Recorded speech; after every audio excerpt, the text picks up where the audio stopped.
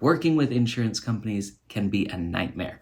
If you take people's insurance, that automatically means you're going to get less money for the same work you've done. And actually, it might convert into more work because now you have to fill out the forms. Oftentimes, insurance companies will have reviewers to say, did you fill out the form correctly? If you missed anything, they'll send it back and they'll say denied. You'll have to fix it and send it back. Your payment will be delayed. So the payment that you get is smaller. Very likely it's going to be delayed. So that's something I think that's important that somebody should tell people.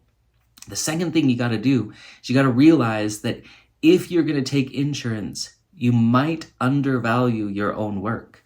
Oftentimes in a given area, a rate will be set kind of for the clinicians in that area. Insurance companies will never meet that same rate. So a lot of clinicians now are choosing not to take insurance. One of the difficulties about that is that people who really need help may not be able to afford a full rate. And I wish I had known, I wish people had told me there are other ways to compensate.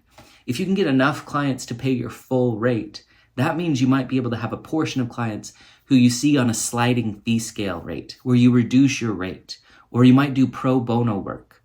And so I wish somebody had helped me to realize, you know what? I need to see X number of clients in order to meet my financial needs.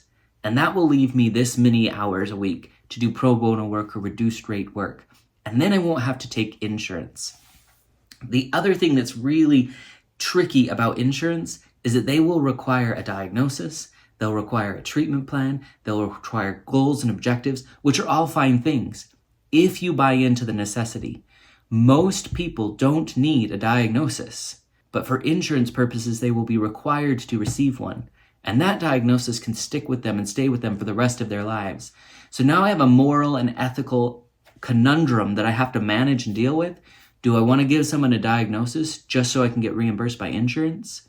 Or is there another way to do it? And I think that that's one of the things I wish people had walked me through and helped me to think through.